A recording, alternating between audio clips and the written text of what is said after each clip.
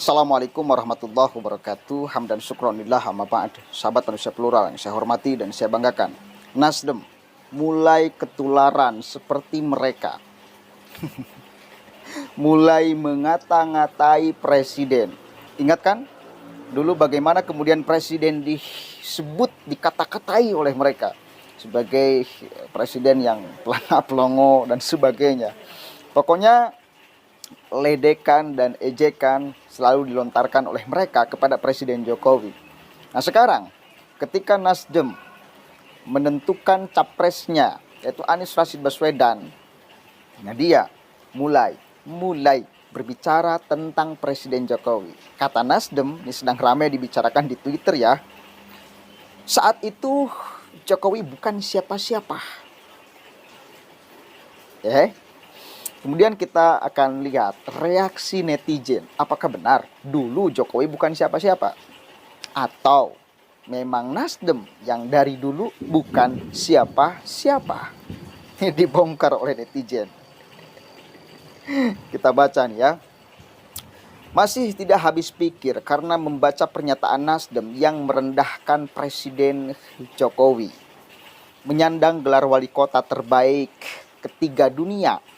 Ya, catat ya, Pak Surya Paloh menjadi gubernur DKI dengan mengalahkan petahana dan memberikan Nasdem 36 kursi DPR Pileg 2014 dan 59 kursi DPR Pileg 2019. Kemudian bukan siapa-siapa kok bisa terpilih. Atau maksudnya Jokowi terpilih karena Nasdem. Sombong amat Nasdem. Lanjut. Untung Pak Jokowi tetap seperti biasa. Woles gak caper, apalagi baper. Sehat selalu Pak Jokowi.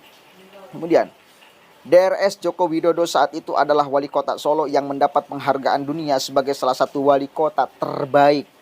Bayang gak? Mendapat penghargaan dunia sebagai wali kota terbaik ketiga bos, wali kota terbaik ketiga bos. Bagaimana kita bisa menyebutkan Jokowi dulunya bukan siapa-siapa? Jelas siapa-siapa.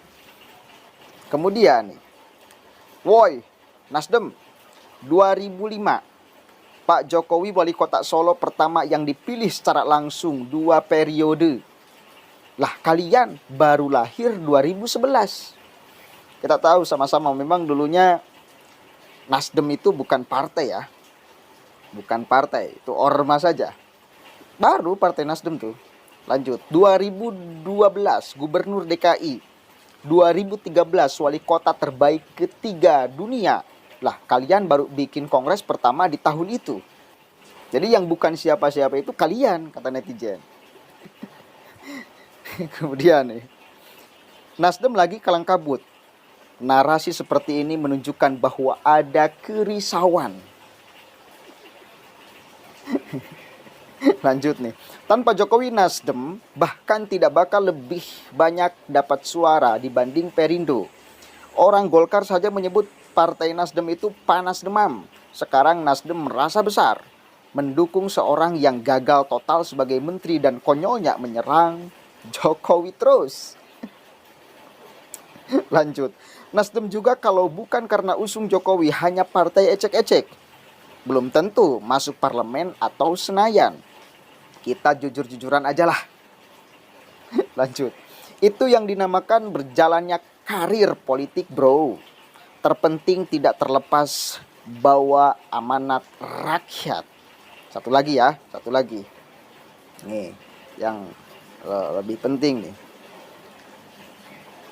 Kalau bukan siapa-siapa, kenapa ketum PDIP mau ngalah tidak jadinya pres? Tanda tanya.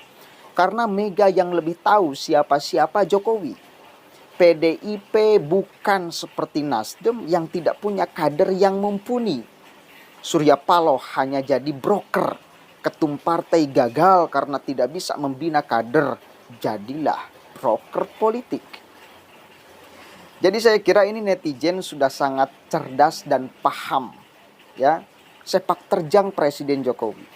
daripada Nasdem yang sekarang membicarakan tentang dulunya Jokowi bukan siapa-siapa. Kalau Jokowi bukan siapa-siapa, jelas Jokowi nggak bakalan terpilih menjadi presiden. Justru saya kira rakyat juga memilih dulu presidennya Jokowi, sehingga kemudian menang karena Jokowi siapa-siapa. Ya, siapa-siapa Jokowi.